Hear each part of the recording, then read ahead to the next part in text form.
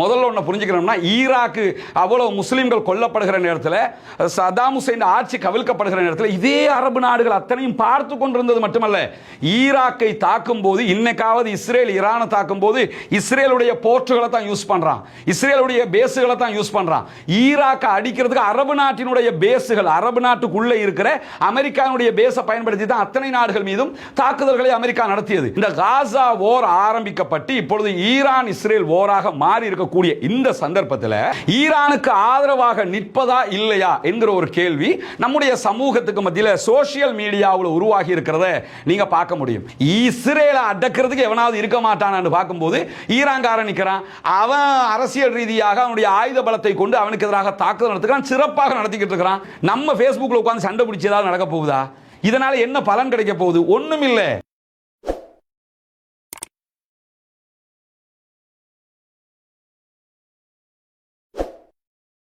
தற்போதைய நிலையை நம்ம எடுத்துக்கிட்டோம்னு சொன்னா, தற்போது ஈரான் மீது இஸ்ரேல் தாக்குதல்களை ஆரம்பித்தது, ஈரானும் பதிலுக்கு இஸ்ரேல் மீது தாக்குதல்களை சரமாரியாக நடத்தி கொண்டிருக்கக்கூடிய ஒரு சூழல் உருவாகி இருக்கிற போது, இஸ்ரேலுக்கு எதிராக தாக்குதலில் ஈடுபட்டு கொண்டிருக்கக்கூடிய யாராக இருந்தாலும் அவர்கள் அத்தனை பேருக்கும் ஏதோ ஒரு வகையில் பண உதவி, ஆயுத உதவிகள் செய்யக்கூடியவர்களாக ஈரான் இருக்கிறார்கள் என்பது ஒன்றும் ரகசியமான விவகாரம் கிடையாது. அது யமன்ல இருக்க ஹூதிகளாக இருந்தாலும் சரி, அதே போன்ற ஹெஸ்புல்லாக்களாக இருந்தாலும் சரி, ஈவன் பாலஸ்தீனத்தில் இருக்கக்கூடிய பாலஸ்தீன விடுதலை போராளிகளாக இருந்தாலும் அவர்களுக்கும் ஈரான் தேவையான ஆயுத உதவிகளை செய்து கொண்டிருக்கிறது என்பது அனைவருக்கும் தெரிந்த விவகாரம். இப்படியான ஒரு சூழல் இருக்கிற போது ஈரான் தனக்கு தேவையான ப்ராக்ஸிஸை எல்லா பகுதிகளிலும் உருவாக்கி வைத்துக் கொண்டிருக்கிறார்கள். இவர்களுக்கும் மற்ற நாடுகளுக்கும் இடையில அவ்வப்போது சண்டைகள் வந்ததெல்லாம் நமக்கும் தெரிந்த விவகாரம் தான். இதை தாண்டி நீங்க போய் பார்த்தீங்கன்னா, மத்திய கிழக்கில் ஏற்பட்ட மிகப்பெரிய 2 அநியாயங்கள். ஒன்று, ஈராக் தாக்கப்பட்டது அமெரிக்கா, அதே போன்ற அமெரிக்காவுடைய நேச நாடுகளால. அதே மாதிரி ஆப்கானிஸ்தான் மொத்தமாக அழிக்கப்பட்டது. இந்த 2 சம்பவங்கள் மத்திய கிழக்கிலே பாரிய அதிர்வலைகளை உண்டாக்கிய சம்பவங்கள். அதை தாண்டி இன்னொரு சம்பவம் நடைபெற்றது யமன்ல. ஹூதிகள் உள்நாட்டு கிளர்ச்சியில் ஈடுபடுகிற போது உள்நாட்டு அரசாங்கத்திற்கும் ஹூதிகளுக்கும் இடையிலான சண்டை நடக்கிற அந்த சந்தர்ப்பத்தில் சவுதி அரேபியா ஹூதிகளுக்கு எதிராக வலிய வந்து தாக்குதல்களை நடத்தினார்கள். அதில் பல பொதுமக்கள் அங்கேயும் கொல்லப்பட்டிருக்கிறார்கள். ஹூதிகள் ஆயுதம் ஏந்திய கிளர்ச்சி படையைச் சேர்ந்தவர்களும் கொல்லப்பட்டார்கள். இப்படி பல சம்பவங்கள் இதுக்குள்ள நடந்து கொண்டிருக்கிற போது இந்த சம்பவங்களுக்கு பின்னணி என்னங்கிறத சாதாரணமாக புரிகிறதா நமக்கு தெரியும்.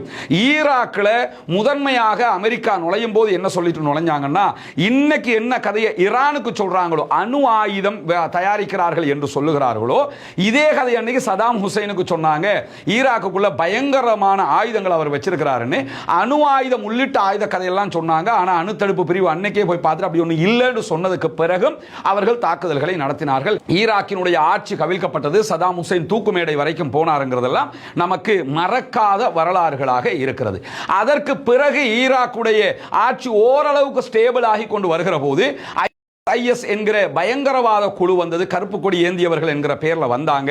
வந்து பல தாக்குதல்களை, பல அரிச்சாட்டியத்தை அந்த நாட்டுக்குள்ள பண்ணிட்டாங்க. அங்க மட்டும் பண்ணல, உலக நாடுகளில் பல நாடுகளில் பண்ணினாங்க. இந்த குழுவுக்கும் இஸ்லாத்துக்கும் எந்த சம்பந்தமும் கிடையாது. ஆனால் அந்த குழுவும் வந்து ஈராக்ல இவ்வளவு பெரிய அழிவை உண்டாக்கிய காட்சிகளை நம்ம பார்த்திருக்கிறோம். சதாம் ஹுசைனை அழிப்பதற்காக வருகிறோம் என்று சொன்ன அதே அமெரிக்கா இருக்கிற போதே குழுவும் உருவானது மட்டுமல்லாம, அவங்க சிரியா மற்ற நாடுகளில் பல பகுதிகளையும் கைப்பற்றி ஒரு சில காலங்கள் வைத்துக் கொண்டிருந்ததெல்லாம் நமக்கு தெரியும். பிற்பட்ட நாட்களில் என்ன நடந்தது என்று சொன்னால், அப்படியே அவர்களுடைய தாக்கங்கள் ஏற்பட்டு கொண்டே வந்தது. அவர்கள் அழிக்கப்பட்டார்கள், கொஞ்சம் பேர் மீதியாகி இருந்தார்கள் என்கிற நிலை தாண்டி இந்த ஐஎஸ் குழு ஈரானுடைய பல பகுதிகளிலும் தாக்குதல்களை நடத்தியது. சிரியாவில் அப்ப இருந்த அசாதினுடைய ஆட்சிக்கு எதிராக தாக்குதல்களை நடத்தியது. ஏன் டர்க்கியினுடைய சில பகுதிகளிலும் தாக்குதல்களை நடத்தி கொண்டு வரும்போது இவர்களுக்கு பின்னால் இருந்து சில பேர் ஆயுத உதவிகளை கொடுத்து கொண்டே இருக்கிற போது இந்த ஐஎஸ் குழுவோடு இணைந்திருந்த அகமது அல் ஷாரா என்பவருக்கு அமெரிக்காவை அவருடைய தலைக்கு பல மில்லியன் டாலர்கள் விலையாக எல்லாம் வைத்திருந்தாங்க. பிற்பட்ட நாட்கள் நமக்கு தெரியும், இந்த காசா போர் ஆரம்பிக்கப்பட்டதற்கு பிறகு சிரியாவினுடைய ஆட்சி கவிழ்ப்பு கொண்டு வரப்பட்டது. அசாத் நாட்டை விட்டு ஓடினாரு. அப்படி ஓடுகிற நேரத்தில் அசாதோடு எதிர்த்து சண்டையிட்டு ஆட்சியை பிடித்தது யாருன்னு சொன்னா, எந்த அமெரிக்கா யாருடைய தலைக்கு மில்லியன் கணக்கான டாலர்கள் பெறுமதி என்று சொல்லி அறிவித்தார்களோ அதே அகமது அல் ஷாரா தற்போது சிரியாவினுடைய ஜனாதிபதியாக இருக்கிறார். எனவே அகமது அல் ஷாராவினுடைய வருகை எங்கிருந்து ஆரம்பித்தது, இப்பொழுது எங்க வந்து முடிச்சிருக்கிறாங்கிறது எல்லோருக்கும் தற்போது சுருக்கமாக புரிந்திருக்கும் என்பதற்காகத்தான் இந்த செய்திகளை நான் சொல்ல வந்தேன். இப்படி நீங்க பாத்தீங்கன்னு சொன்னா ஐஎஸ் அப்ப உருவாக்கினது யாரு, ஐஎஸ் அழிக்கிறோம் என்று வந்தது யாரு, இப்ப ஐஎஸ் கொண்டு வந்து யார் எந்த இடத்துல வைத்துக் கொண்டிருக்கிறார்கள். அப்படி வைத்ததற்கு பிறகு இன்னைக்கு ஈரான் மேல தாக்குதல் நடத்தப்படுகிற போது கூட பெட்ரோல் நிரப்புவதற்கு, சூப்பர் பெட்ரோல் நிரப்புவதற்கு இஸ்ரேலுடைய ஜெட் விமானங்களுக்கு தேவைப்படுகிற போது சிரியாவுக்கு மேல நின்று தான் அதெல்லாம் செஞ்சுக்கிட்டு இருக்காங்க. ஆனா யாருமே அதை பத்தி கேள்வி கூட எழுப்பல பாத்தீங்களா? ஏன்னா அவர்களுக்கு ஆதரவாக மாறிவிட்டார்கள் என்பது எல்லோருக்கும் தெரியும். இந்த சூழல்கள் எல்லாம் நடந்து கொண்டிருக்கிற சந்தர்ப்பத்தில் ஈராக் அளிக்கப்படுகிறது. அப்பொழுதும் சவுதி அரேபியா உள்ளிட்ட அனைத்து அரபு நாடுகளும் கைகட்டி பார்த்து கொண்டிருந்தது. இன்னைக்கு எப்படி காசாவுக்கு தாக்குதல்கள் நடத்தப்படும் போது அறிக்கை போர் நடத்தி கொண்டிருக்கிறார்களோ, லெட்டர்பேடு கிளிய கிளிய கட்டுரைகளை எழுதிக்கிட்டு இருக்கிறாங்களோ, கூட்டம் போட்டுக்கிட்டு இருக்கிறாங்களோ, இதே வேலையை அன்னைக்கும் செய்து கொண்டிருந்தார்கள். அதே போன்று ஆப்கானிஸ்தானுக்குள்ள ஒசாமா பின் லாத்தின் அழிக்க போறோம்னு சொல்லி போய் அவ்வளவு அநியாயத்தை அமெரிக்கா பண்ணும் போதும் இதே எல்லா அரபு நாடுகளும் கைகட்டி பார்த்து கொண்டிருந்தது, அறிக்கை போர் நடத்தி கொண்டிருந்தது. பிறகு அங்கே இருக்கக்கூடிய தாலிபான்களை போராடி வெற்றி பெற்று பிறகு அமெரிக்கா வெளியேறி கத்தார் பேச்சுவார்த்தை நடத்தி இப்ப தாலிபான், எந்த தாலிபான்கள் அழிக்கிறதுக்கு அமெரிக்கா வந்ததோ அதே தாலிபான்களோட நெகோசியேஷனை முடிச்சு கொண்டு ஒப்பந்தத்தை பண்ணிக்கிட்டு இப்ப அவர்களுடைய கையிலே ஆட்சியை கொடுத்துட்டு போயிட்டாங்க. இப்பொழுதும் அரபு நாடுகள் எல்லாம் பார்த்து கொண்டுதான் இருந்தது. அதே மாதிரி யமன்ல உள்நாட்டு குழப்பம் ஏற்பட்ட நேரத்தில் ஹூதிகள் தாக்குதல் நடத்துகிற போது ஹூதிகளுக்கு ஆதரவாக ஈரான் இருந்த அதே நேரத்தில் ஹூதிகளுக்கு எதிர்த்தரப்பில் இருந்த குரூப்புக்கு சவுதி அரேபியா ஆதரவாக இருந்து 3-4 ஆண்டுகள் பாரிய யுத்தம் நடைபெற்றது. அதிலே பல பொதுமக்கள் கொல்லப்பட்டார்கள். இப்படி எல்லா பகுதிகளிலும் பொதுமக்கள் கொல்லப்படுகிற நேரத்தில் ஏதோ ஒரு வல்லாதிக்க நாடு அவர்களுக்கு ஆதரவாகத்தான் இருந்திருக்கிறது. இதெல்லாம் எதுக்கு சொல்ல வர்றேன்னா, இந்த காசா போர் ஆரம்பிக்கப்பட்டு இப்பொழுது ஈரான் இஸ்ரேல் போராக மாறி இருக்கக்கூடிய இந்த சந்தர்ப்பத்தில் ஈரானுக்கு ஆதரவாக நிற்பதா இல்லையா என்கிற ஒரு கேள்வி நம்முடைய சமூகத்துக்கு மத்தியில் சோசியல் மீடியாவில் உருவாகி இருக்கிறத நீங்க பார்க்க முடியும். இப்ப ஆதரவாக நிற்க வேண்டும் என்று சொல்லுகிறவர்கள் பல கருத்துக்களை சொல்லுகிறார். அதே நேரம் இல்ல இல்ல அவங்களை மதிக்கவே கூடாது, அவங்களுக்கு சப்போர்ட் பண்ணவே கூடாது, நம்ம வந்து அங்க இருக்கக்கூடிய யூதன் இஸ்ரேல் காரணம் ஒண்ணுதான், ஈரான் காரணம் ஒண்ணுதான் என்று சொல்லுகிறவர்களும் உண்டு. எப்படி பார்த்தாலும் இப்படி பேசக்கூடியவங்க எல்லாம் சொல்லக்கூடிய ஒரு முக்கியமான வாதம் என்னன்னா, ஈரான் எப்படி இஸ்ரேல் முஸ்லிம்களை கொன்று குவிக்கிறதோ அதுபோன்று ஈரானும் முஸ்லிம்களை கொன்று குவித்தது, ஈரானும் பல நாடுகளுக்கு மத்தியில் குழப்பங்களை உண்டாக்கியது, முஸ்லிம்கள் கொல்லப்படுகிற போது அமைதியாக இருந்தது என்று சொல்கிறார்கள். இது ஈரான் மட்டும் இருக்கல. முதல்ல ஒன்று புரிஞ்சுக்கணும்னா, ஈராக்கு அவ்வளவு முஸ்லிம்கள் கொல்லப்படுகிற நேரத்தில், சதாம் ஹுசைன் ஆட்சி கவிழ்க்கப்படுகிற நேரத்தில் இதே அரபு நாடுகள் அத்தனையும் பார்த்து கொண்டிருந்தது மட்டுமல்ல, ஈராக்கை தாக்கும் போது இன்னைக்காவது இஸ்ரேல் ஈரானை தாக்கும் போது இஸ்ரேலுடைய போர்ட்டுகளை தான் யூஸ் பண்றான், இஸ்ரேலுடைய பேசுகளை தான் யூஸ் பண்றான். ஈராக்கை அடிக்கிறதுக்கு அரபு நாட்டினுடைய பேசுகள், அரபு நாட்டுக்குள்ளே இருக்கிற அமெரிக்காவுடைய பேஸை பயன்படுத்தி தான் அத்தனை நாடுகள் மீதும் தாக்குதல்களை அமெரிக்கா நடத்தியது. ஆப்கான் மீது தாக்குதல் நடத்தும் போது அரபு நாடுகளுடைய பேசுகளை பயன்படுத்தி தான் ஆப்கான் மீது தாக்குதல் நடத்தியது. அப்பொழுதும் இதே நாடுகள் என்ன பண்ணாங்கன்னா, கைகட்டி மௌனமாக இருந்தார்கள். எனவே இந்த பொதுமக்களை கொள்ளுகிற விவகாரத்தில் எந்த நாடும் விதிவிலக்கு இல்லை. இவர் நல்லம், அவர் நல்லம் இல்லை, இவர் யோக்கியம், இவர் அயோக்கியம் என்கிற பார்வை இங்கு யாருக்கும் இல்லை. யமன்ல கொல்லப்பட்டாலும் மனிதர்கள் தான் அவர்கள், சவுதி அரேபியாவில் கொல்லப்பட்டாலும் அவர்கள் மனிதர்கள் தான், ஈராக்கிலே கொல்லப்பட்டாலும் அவர்கள் மனிதர்கள் தான், ஆப்கானிஸ்தானில் கொல்லப்பட்டாலும் அவர்கள் மனிதர்கள் தான், காசாவில் கொல்லப்பட்டாலும் அவர்கள் மனிதர்கள் தான், பொதுமக்களாக இருக்கிறவர்கள் உக்ரைன்ல ரஷ்யாவில் எங்க கொல்லப்பட்டாலும் அவர்கள் மனிதர்கள். எந்த ஒரு அப்பாவியும் எந்த ஒரு பொதுமகனும் அநியாயமாக கொல்லப்படக்கூடாது. குறிப்பாக இஸ்லாமே நமக்கு என்ன கற்றுத்தருதுன்னு சொன்னா, ஒருவனை வாழ வைத்தவன் முழு மனித சமூகத்தையும் வாழ வைத்தவன் ஆவான், ஒருவனை கொன்றவன் முழு மனித சமூகத்தையும் கொன்றவன் ஆவான். ஒரு யுத்தம் வந்தா அதுல ஒரு அரசாங்கம் ஆக்ஷன் எடுக்கிறதுங்கிறது வேற, அடாவடியாக உள்ள நுழைஞ்சு தாக்குதல் நடத்துகிறது, அப்பாவிகளை கொல்றது என்று முடிவெடுத்துட்டோம்னு சொன்னா அதுக்கு நம்ம ஆதரிக்க போயிட்டோம்னா அவர்களுடைய பாவம் மறுமையில் நமக்கும் வந்து சேரும்ங்கிறதுல எந்த மாற்றமும் இல்லை. எனவே இதுல இவர் நல்லவர் அவர் கெட்டவர், அவர் யோக்கியர் இவர் அயோக்கியருங்கிற பாகுபாடே கிடையாது. அத்தனை பேரும் இதிலே பங்காளிகள்ங்கிறத நம்ம புரிந்து கொள்ள முடியும். எல்லோருமே அவர்களுடைய ஆதிக்கத்தை நிலைநாட்டுவதில் விடாப்பிடியாக இருக்கிறார்கள். அதை தாண்டி நம்ம பார்த்தோம்னா, ஈராக்ல ஓர் நடந்தது, ஈராக் ஓர்ல பின்னணியாக அமெரிக்காவுக்கு சப்போர்ட்டாக இஸ்ரேல் மட்டும் நிக்கல, ஈரானும் தான் நின்னாங்க அப்படின்னு சொல்லி ஒரு வாதத்தை சொல்லுவாங்க. ஈரானுக்குள்ள இந்த காலகட்டத்தில் நிறைய இடத்துல குண்டுகள் வெடித்தது. இந்த குண்டுகள் வெடிப்பதற்கு காரணமே பொறுப்பேற்றது யாருன்னா ISIS. ஈரானுக்கு ISISக்கு ஏலா பொருத்தம். அவங்க ரெண்டு பேருக்குமே நெருக்கம் வராதுங்கிறது உலகத்துக்கே தெரியும். எனவே ISISக்கு எதிரான அமெரிக்காவினுடைய தாக்குதல் நேரத்தில் அமெரிக்காவுக்கு பின்னணியாக போய் ஈரான் நின்றது யாராவது சொன்னாங்கன்னா அவங்களுக்கு வரலாறு தெரியலன்னு அர்த்தம். சரி, அப்படித்தான் ஈரான் நின்றது என்று சொன்னால் அப்ப சவுதி எங்க இருந்தது என்கிற ஒரு கேள்வி இருக்குதா இல்லையா? குவைத் எங்க இருந்தது, பஹ்ரைன் எங்க இருந்தது, UAE எங்க இருந்தது, கத்தார் எங்க இருந்தது, துபாய் எங்க இருந்தது? இந்த கேள்விகளும் அங்க வருமா இல்லையா? எனவே தான் ஒரு நாட்டை விசுவாசிக்கிறேன், தான் ஒரு நாட்டுக்கு ஆதரவாக இருக்கிறேன் என்பதற்காக இந்த விவரங்கள் தெரியாம நம்ம கருத்து சொல்வது என்பது ஒரு நிலையானதாக முறையானதாக இருக்காது. அதை தாண்டி டர்க்கி தனியாக இருக்குது. அவங்கள நீங்க எடுத்துக்கிட்டீங்கன்னா அவங்களும் இந்த அறிக்கை போர் நடத்துகிறவர்கள் தான். எனவே எல்லோருமே அவர்களுடைய ஆதிக்கத்தை நிலைநாட்ட பார்க்கிறார்கள் என்கிறத புரிஞ்சுக்கிட்டு தான் நம்ம அடுத்த கட்டம் போகணும். இந்த நேரத்தில் நம்ம பார்த்தோம்னா இப்ப இருக்கக்கூடிய விவகாரம் என்னன்னா, ஈரானுக்கும் இஸ்ரேலுக்கும் இடையில ஒரு வார் ஆரம்பித்திருக்கிறது. இந்த வார்ல நாம் ஈரானை ஆதரிப்பதா இல்லையா என்னும்போது சில பேர் நாங்க ஈரானை எதிர்த்துக்கிட்டு தான், எங்களுக்கு ஈரானும் ஒண்ணுதான், அதே மாதிரி இஸ்ரேலும் ஒண்ணுதான், அதே மாதிரி நாங்க இஸ்ரேலை ஆதரிக்க மாட்டோம், ஆனா ஈரானுக்கும் எதிராகத்தான் நாம இருப்போம் என்கிற நிலைப்பாடு எடுத்தவர்களும் இருக்கிறார்கள். இப்படி பல கேள்விகள் ஒவ்வொருவர் சொல்கிறார். அவருடைய நிலைப்பாடும் கூட. நம்ம அதை அவங்க அந்த நிலைப்பாடு எடுத்தாங்கிறதுக்காக திட்டி தீர்க்கவா முடியும்? அவர் அதை சரின்னு நினைக்கிறாரு, நினைச்சிட்டு போகட்டும். ஆனா நம்ம நிலைப்பாடு என்ன, நம்ம என்ன நிலைப்பாடு எடுக்கலாம் என்கிற ஒரு கேள்வியை என்னை நோக்கி எழுப்பப்படுகிற போது நாம தெளிவாக சொல்லக்கூடிய ஒரு நிலைப்பாடு இருக்கிறது. என்னன்னா, இந்த வாரை பொறுத்தவரை இது எப்படி ஆரம்பித்தது என்பது எல்லோருக்கும் தெரியும். காசா, சும்மா இருந்த காசாவை சுரண்டி விட்டாங்க என்கிற கதையெல்லாம் சில பேர் சொல்லுவாங்க. யாரும் சுரண்டி விடல. அடக்குமுறை செய்யப்பட்டு அநியாயம் செய்யப்பட்டு கொத்தடிமைகளாக 2000ஆம் ஆண்டுகளுக்கு மில்லேனியத்துக்கு பிறகும் அந்த சமூகம் இருக்கிறது. தங்களுடைய நாட்டை இழந்திருக்கிறார்கள், தங்களுடைய தேசத்தை இழந்திருக்கிறார்கள். தங்களுடைய தேசத்தை மீட்டெடுப்பதற்காக அவர்கள் அங்கே போராடி கொண்டிருக்கிறார்கள். தங்க நாட்டை மீட்டெடுப்பதற்காக அவர்கள் போராடுவதற்காக தாக்குதல் நடத்துகிறார்கள். அது ஓராக மாறுகிறது, பாரிய யுத்தமாக நடக்கிறது. அப்பொழுதும் எல்லா நாடுகளும் பார்த்து கொண்டிருக்கிறது. பார்த்து கொண்டிருக்கும் போது ஈரான் மாத்திரம் அவர்களுடைய ப்ராக்சிஸை வைத்து உதவிகள் செய்து கொண்டிருக்கிறார்கள், தாக்குதல்களை நடத்துகிறார்கள். அதை அடிப்படையாக வைத்து தற்போது ஈரான் மேலேயே இஸ்ரேல் தாக்குதல்களை நடத்துகிறது என்கிற காட்சிகள் தான் யதார்த்தமாக நடைபெற்று வருகிறது.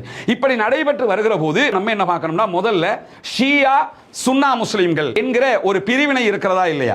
இந்த பிரிவினைக்கு நடுவில் நின்று நம்ம பார்த்தோம்னு சொன்னா, என்னை பொறுத்தவரையில் நான் நேற்று, இன்றைக்கு, இன்ஷா அல்லாஹ் நாளைக்கு எப்பொழுதுமே நான் ஒரு ஏகத்துவவாதி, தௌஹீதுவாதி என்பதில் எனக்கு எவ்விதமான மாற்று கருத்தும் கிடையாது. நான் குர்ஆன்ல அல்லாஹ் சொன்னால் அதை ஏற்று நடப்பேன். நபிகள் நாயகம் ஸல்லல்லாஹு அலைஹி வஸல்லம் அவர்கள் சொன்னதாக ஆதாரபூர்வமான நபிமொழிகள் இருக்கிற போது அந்த விவகாரங்களை நான் எடுத்து நடப்பேனே தவிர, இதை தாண்டி யாரு மார்க்கம் என்று சொன்னாலும் அதை நான் ஏற்றுக்கொள்வதில்லை. இஸ்லாம் நமக்கு கற்றுத்தந்த ஒரு செய்தி என்னன்னா, குல் இன் குன்தும் துஹிப்பூனல்லாஹ ஃபத்தபிஊனி. நபியே, நீங்கள் அந்த மக்களிடத்தில் போய் என்ன சொல்லுங்கன்னா, நீங்கள் அல்லாஹ்வை நேசிக்கிறவர்களாக இருந்தால் நபியாகிய என்னை பின்பற்றுங்கள் என்று பிரச்சாரம் செய்யுங்கள். அப்ப நம்ம அல்லாஹ்வை கடவுள், இறைவன் என்று நாம ஏத்துக்கிட்டோம்னு சொன்னா யாரை பின்பற்றணும்னா முகமது நபியை தான் பின்பற்றணும். முகமது நபியை பின்பற்றுறது என்னன்னு சொன்னா அவருடைய சொல்லு, செயலு, அங்கீகாரம். எந்த ஒரு விவகாரத்திலையும் முகமது நபி சொல்லி இருக்கிறாங்களா, முகமது நபி செஞ்சிருக்கிறாங்களா, முகமது நபி அங்கீகரிச்சிருக்காங்களா, இந்த 3 இருக்குதா, நம்ம செஞ்சிடலாம். அதை தாண்டி முகமது நபி செய்யல, முகமது நபி சொல்லல, முகமது நபி அங்கீகரிக்கல, எவ்வளவு பெரிய மகான் சொன்னாலும், எவ்வளவு பெரிய அறிஞர் சொன்னாலும், எவ்வளவு பெரிய அறிவாளிகள் சொன்னாலும் அதை மார்க்கமாக ஏற்றுக்கொள்ள கூடாது என்பது என்னுடைய தத்துவம் அல்ல, இஸ்லாத்தினுடைய அடிப்படை விதியாக இருக்கிறது. எனவே இஸ்லாத்திற்கு தூதர் நபிகள் நாயகமே தவிர வேறு எந்த ஆட்களும் கிடையாது. நபிகள் நாயகம் ஸல்லல்லாஹு அலைஹி வஸல்லம் அவர்கள் சொன்ன அடிப்படையில் நான் அன்றைக்கும் இன்றைக்கும் இன்ஷா அல்லாஹ் எதிர்காலத்திலையும் குர்ஆன் மற்றும் ஆதாரபூர்வமான நபிமொழிகளை ஏற்றுக்கொண்ட ஒருவனாக இருக்கிறேன். அதை பிரச்சாரம் செய்கிற ஒருவனாக இருக்கிறேன். அதில் எந்த இடத்திலும் நான் விட்டுக் கொடுப்பு செய்தது கிடையாது என்பது அத்தனை பேருக்கும் தெரியும், என்னை அறிந்தவர்கள் அத்தனை பேருக்கும். அதை தாண்டி ஷியாக்கள் என்கிற அந்த பிரிவினர் விவகாரத்தில் அவர்களுடைய கொள்கை தவறு என்பதை என்னுடைய வாழ்நாளில் நான் தாவா களத்துக்கு நுழைந்த காலத்திலிருந்து பிரச்சாரம் செய்யக்கூடிய ஒருவன்.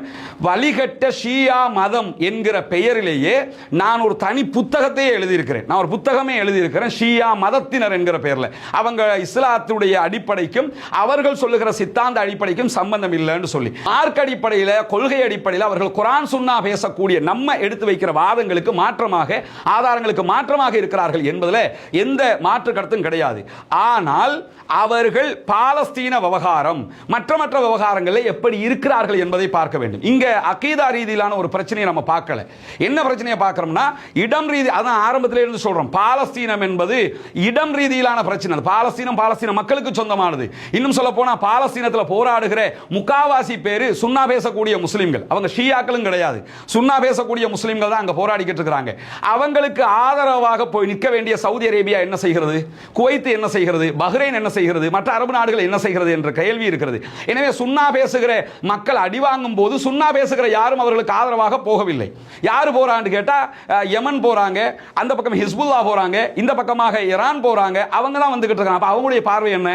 யாரு பாதிக்கப்பட்டா நம்ம போய் நிக்கணும்னு நிக்கிறாங்கன்னா நம்ம அது என்ன பிரச்சனை இருக்குது என்கிற ஒரு கேள்வி எழுகிறது. அடுத்ததாக யமனையும் ஈரானையுமே நீங்க எடுத்து பாத்தீங்கன்னா, யமனுக்கு ஈரான் சப்போர்ட் பண்ணுது.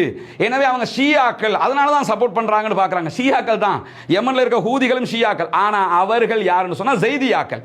அங்க இருக்கிறவங்க இமாமியாக்கள். ஈரான்ல இருக்கக்கூடியவங்க இமாமியாக்கள் என்று சொல்லுவாங்க. ஷியாக்கள்ல 12 இமாம்களை ஏற்றுக்கொண்டிருக்கக்கூடியவங்க. இதே நேரத்தில் நீங்க யமன்ல இருக்கக்கூடிய ஹூதிகள் அன்சாருல்லா படைப்பிரிவை எடுத்து பாத்தீங்கன்னு சொன்னா அவங்க ஜெய்தியாக்களையே அவங்க இஸ்லாத்துல இல்லாதவங்க, இமாமியாக்களை இவங்க இஸ்லாத்துல இல்லாதவங்க. அவ்வளவு முரண்பாடு அவங்களுக்குள்ள இருக்குது.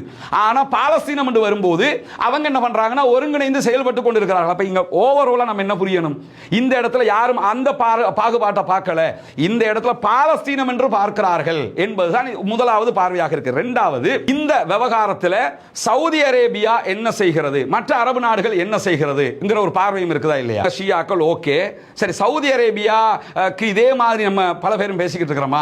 அவங்க இவ்வளவு அநியாயம் நடந்து கொண்டு இருக்கிறது, ஆனா அங்க தியேட்டர் திறந்துகிட்டு இருக்கிறான். இவ்வளவு அநியாயம் நடந்துகிட்டு இருக்குது, அங்க குத்தாட்டம் ஆடிக்கிட்டு இருக்கிறான். இவ்வளவு அநியாயம் நடந்துகிட்டு இருக்குது, அங்க மற்ற காரியங்களை செஞ்சுக்கிட்டு இருக்கிறான். கத்தாரு நிலையாக நின்று இந்த சமாதான பேச்சுவார்த்தைகள் நடத்திக்கிட்டு இருக்கிறானே தவிர மற்ற எல்லா விவகாரத்திலும் சவுதி அரேபியாவினுடைய ரோல் என்னங்கிறத நம்ம பார்க்கணுமா இல்லையா? நீங்க பாத்தீங்கன்னா எந்த ரோலுமே அவங்களுக்கு இல்லை, அறிக்கை வெளியிடுறது மட்டும்தான். இதனால தான் இதுக்குள்ள அவன் யோக்கியனா இவன் யோக்கியனாங்கிற பார்வையே நமக்கு தேவையில்லை. நம்ம என்ன பார்க்கணும்னா, நமக்கு ஆதரவாக எவன் நிற்கிறான் அவன் ஆதரிச்சுட்டு போவோம் என்கிற ஒரு பார்வை மட்டும்தான். இந்த பிரச்சனையில் ரஷ்யா பாலஸ்தீனத்திற்கு ஆதரவாக இருக்கிறாங்க, நார்த் கொரியா பாலஸ்தீனத்திற்கு ஆதரவாக இருக்கிறாங்க, பிரான்ஸ் பாலஸ்தீனத்துக்கு ஆதரவாக இப்ப நிற்கிறாங்க. இந்த தனிநாடு அங்கீகார விஷயத்தில் ஆதரிக்கிறானா ஆதரிச்சுட்டு போயிடுவோம், எதிர்க்கிறானா அவனை விட்டு தூர நின்றுவோம், இவ்வளவுதானே. இதை தாண்டி நம்ம போய் பார்த்தோம்னா இஸ்லாம் நமக்கு ஒரு வழிமுறையை கற்றுத்தருதுங்க. அந்த வழிமுறை என்னன்னு சொன்னா, திருமறை குர்ஆன் ஒரு செய்தியை நமக்கு சொல்லி காட்டுது. சூரா ரூம்ல நீங்க போய் பார்க்கலாம். ரோம் சாம்ராஜ்யம் வெற்றி கொள்ளப்படுகிறது தொடர்பாக அல்லாஹு தஆலா பேசுகிறான். 30வது அத்தியாயத்தில் 1, 2, 3, 4 ஆகிய வசனங்களை நீங்க போய் புரட்டி பாருங்க. அதுல ஒரு சம்பவம் இருக்கிறது. என்ன சம்பவம்னு சொன்னா, நபிகள் நாயகம் ஸல்லல்லாஹு அலைஹி வஸல்லம் அவங்க உயிரோடு இருக்கிற போது 2 வல்லரசுகள் இருந்தது. ஒன்று ரோமாபுரி, ஒரு பாரிய வல்லரசாக இருந்தது. ஷாம் வரைக்கும், சிரியா வரைக்கும் அவர்களுடைய ஆதிக்கம் எல்லாம் இருந்தது. இரண்டாவது வல்லரசாக யார் இருக்கிறாங்கன்னு சொன்னா பாரசீகம். இப்ப இருக்கிற ஈரான் இருக்கிறாங்களா இல்லையா?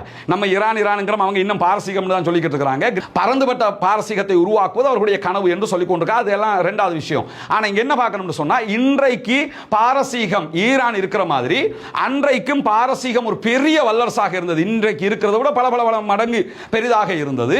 ரோம் ஒரு பெரிய வல்லரசாக இருந்தது. இந்த 2 வல்லரசுகள் அன்றைக்கு மோதிக்கொண்டன. இன்றைக்கு இஸ்ரேலும் ஈரானும் மோதிக்கொள்ற மாதிரி அன்றைக்கு ஈரான், அன்றைக்கு இருந்த பாரசீகமும் ரோமும் மோதிக்கொண்டன. மோதிக்கொள்ளுகிற நேரத்தில் ரோம் தோல்வி அடைகிறது, பாரசீகம் ஜெயித்து விடுகிறது. பாரசீகம் ஜெயித்து ரோம் தோல்வி அடைந்தவுடன் மக்கா காபிர்கள் எல்லாம் மகிழ்ச்சி கொண்டாட்டத்தில் ஈடுபடுகிறார்கள். மதீனத்து சஹாபாக்களை பொறுத்தவரையில் ரொம்ப கவலை அடைந்து விடுகிறார்கள். அந்த கவலை அடைகிற இந்த சம்பவம் நடக்கிற போதுதான் அல்லாஹு தஆலா குலிபத்திர் ரூம் என்கிற ரோம் வெற்றி கொள்ளப்படுகிறது சம்பந்தப்பட்ட அந்த வசனத்தை 30வது அத்தியாயத்தில் 1, 2, 3, 4வது வசனங்களை அல்லாஹு தஆலா இறக்குகிறான். இறக்கி என்ன சொல்றான்னு சொன்னா, ரோம பேரரசு அருகில் இருக்கக்கூடிய பூமியில் வெற்றி கொள்ளப்பட்டு விட்டது. ரோம பேரரசு வெற்றி கொள்ளப்பட்டு விட்டதுன்னா பாரசீகத்திட்ட தோத்துட்டாங்க என்று அல்லாஹு தஆலா சொல்லுகிறான். அவர்களுடைய தோல்விக்கு பிறகு சில ஆண்டுகளில் அவர்கள் வெற்றி பெறுவார்கள் என்கிற முன்னறிவிப்பையும் அல்லாஹு தஆலா சொல்றான். அதே மாதிரி ரோம பேரரசு பிறகு வெற்றி கொள்ளப்பட்டுச்சு. இப்ப ரோம பேரரசு தோல்வி அடைந்த நேரத்தில் சஹாபா சஹாபாக்கள் கவலைப்படுறாங்க, மக்கா காபிர்கள் சந்தோஷப்படுறாங்க. அந்த நேரத்தில் தான் இந்த அத்தியாயத்தை அல்லாஹு தஆலா இறக்குகிறான். இந்த வசனங்களும் அப்பொழுதுதான் இறக்கப்படுகிறது. எதற்காக இறக்கப்பட்டது? இதில் நமக்கு வரக்கூடிய நம்ம எடுக்கக்கூடிய படிப்பினை என்னன்னு பார்த்தீங்கன்னா, ரோமர்கள் யார் அன்றைய நாட்கள்ல, அதே மாதிரி பாரசீகர்கள் யார் என்று பார்த்தீங்கன்னா, பாரசீகத்தில் இருந்தவங்க நெருப்பு வணங்கிகளாக, மஜூசிகளாக, பல கடவுள் நம்பிக்கை கொண்டவர்களாக இருந்தார்கள்.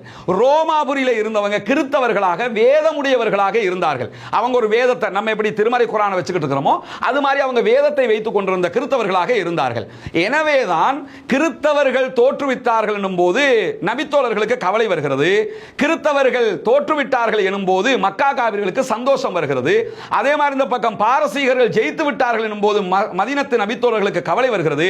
பாரசீகர்கள் பல நம்பிக்கை கொண்டவர்கள் ஜெயித்து விட்டார்கள் எனும் போது மக்காவை சேர்ந்த காபிர்களுக்கு, இணை வைப்பாளர்களுக்கு மகிழ்ச்சி வருகிறது. என்ன காரணம் என்று சொன்னா, அன்றைக்கு வெற்றி பெற்ற பாரசீகம் கடவுள் நம்பிக்கை கொண்டவர்களாக இருந்தார்கள். அவர்களுக்கு ஈக்குவலாக மக்காவை சேர்ந்தவர்களும் இருந்தார்கள். அன்றைக்கு இருந்த ரோமாபுரி வேதத்தை உடையவர்களாக இருந்தார்கள், கிறித்தவர்களாக இருந்தார்கள். அதே மாதிரி நபிகள் நாயகம் ஸல்லல்லாஹு அலைஹி வஸல்லம் அவர்களும் அவர்களுடைய சஹாபாக்களும் திருமறை குர்ஆனை ஏற்றுக்கொண்டவர்களாக இருந்தார்கள். வேதத்தை உடையவர்கள் என்கிற வழியில் நமக்கு நெருக்கமாக யார் இருக்கிறாங்கன்னு சொன்னா, ரோமாபுரியை சேர்ந்தவர்கள், கிறித்தவர்கள் இருக்கிறார்கள். அதனால்தான் ஆரம்பத்தில் அவங்க தோல்வி அடையும் போது முஸ்லிம்கள் கவலைப்படுகிறார்கள். நம்மளோட ரொம்ப நெருக்கத்தில் இருக்கிறது அவங்க தானே என்கிற பார்வை. இதே மாதிரி இப்ப எடுத்து பார்த்தீங்கன்னாலும் இப்ப உள்ள நிலைமை என்ன? இப்பொழுதும் இதே மாதிரியான ஒரு வார் தான் நடைபெற்றுக் கொண்டிருக்கிறது. யூதர்கள், கிறிஸ்தவர்கள் அத்தனை பேரும் சேர்ந்து பாலஸ்தீனத்தை மட்டுமல்ல ஒட்டுமொத்த அரபுலகத்தையும் அழிக்க கிடைக்கும்னா அழிக்கிறதுக்கு தயாராக இருக்கிறாங்க. கிரேட்டர் இஸ்ரேல்னு வச்சிருக்கானே, அந்த கிரேட்டர் இஸ்ரேல் வரைபடத்தை போய் பாருங்க, சவுதி வரைக்கும் இருக்கிறது. எனவே அவனுடைய திட்டம் சவுதி வரை கைப்பற்றுவது.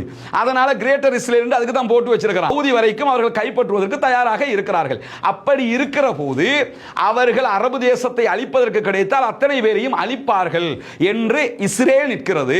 இஸ்ரேலை எதிர்த்து யாராவது களம் காண மாட்டார்களா என்று இருக்கும் போது ஈரான் இஸ்ரேலை எதிர்த்து களம் காணுகிறார்கள்.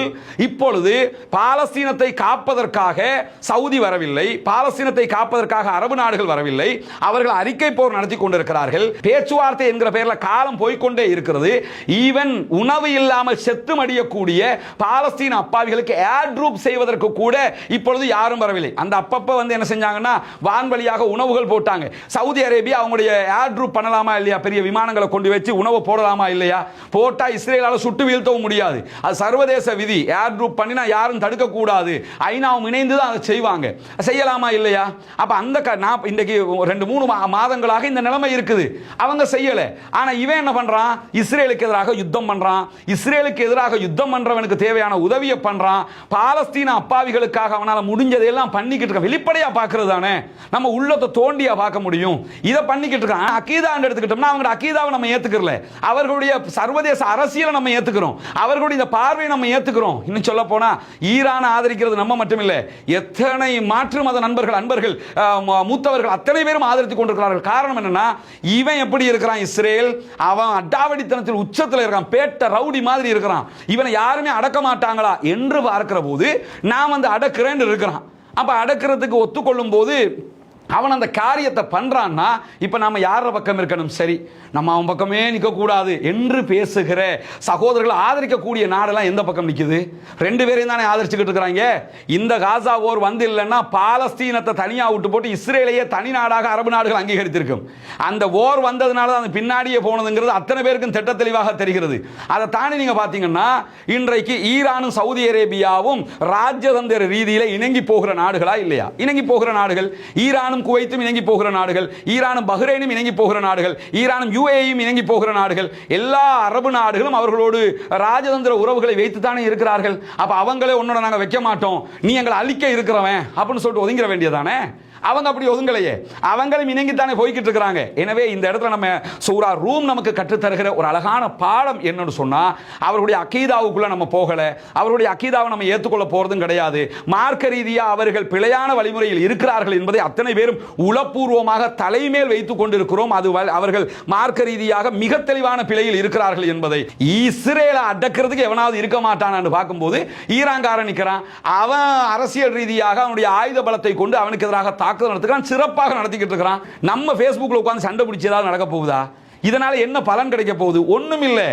பாலஸ்தீனத்துக்கு எதிராக அவன் நிற்கிறான். எனவே நல்ல நல்ல யாராவது ஒருத்தன் அடக்கத்தான் வேணும் இவனை, அதனால நல்ல காரியம் பண்ணிட்டு போறான். இவ்வளவுதானே சொல்ல போறோம், வேற ஒண்ணுமே கிடையாது. எனவே இங்க ஈரானா சவுதி அரேபியாவா, ஈரானா இஸ்ரேலா, இஸ்ரேலா சவுதி அரேபியாவா என்கிற பேச்சை பேசுறதுனால எவ்வளவு தூரம் நலவு நடக்க போகுதுங்கிறத பாருங்க. என்னுடைய கருத்தை நான் சொல்லி இருக்கிறேன். ஜனநாயக ரீதியாக அனைவருக்கும் கருத்து சொல்லுகிற உரிமை இருக்கிறது.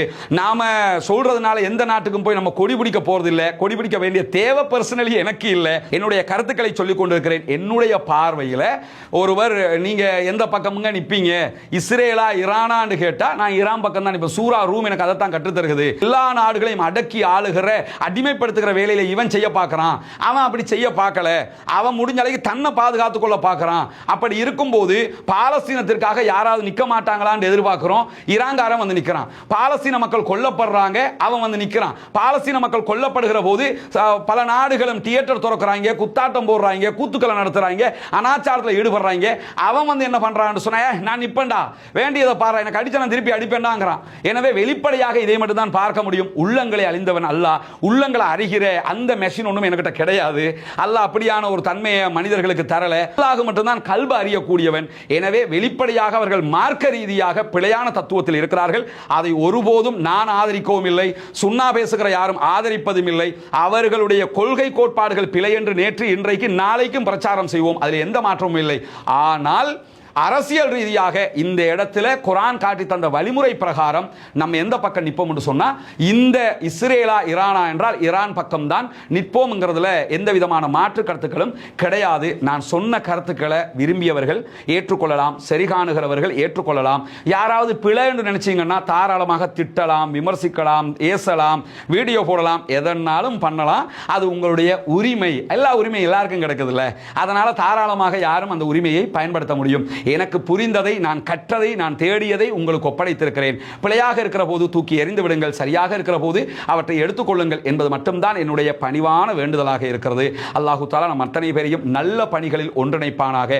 பாலஸ்தீனம் வெற்றி பெறட்டும், பாலஸ்தீனம் சுதந்திரம் அடையட்டும், பாலஸ்தீன மக்கள் நம்மை போன்று சிறப்பாக வாழ்வதற்கான வழிவகைகள் பிறக்கட்டும் என்கிற பிரார்த்தனைகளோடு தீவிரவாதம் ஒழிய வேண்டும், பயங்கரவாதம் இல்லாதொழிக்கப்பட வேண்டும், பொதுமக்கள் அப்பாவிகள் எந்த நாட்டிலும் யாராக இருந்தாலும் கொல்லப்படுவது தவிர்க்கப்பட வேண்டும். அந்த கொலைகளை யார் செய்தாலும் குற்றம் குற்றமே என்கிற நிலைப்பாட்டில் நாம் இருக்கிறோம் என்பதில் எந்த மாற்றமும் கிடையாது. ஜனநாயக ரீதியாக பாலஸ்தீன அப்பாவிகளுக்காகவும் குரல் எழுப்புவோமாக. வாஹர் தஅவானா அல்ஹம்துலில்லாஹி ரப்பில் ஆலமீன்.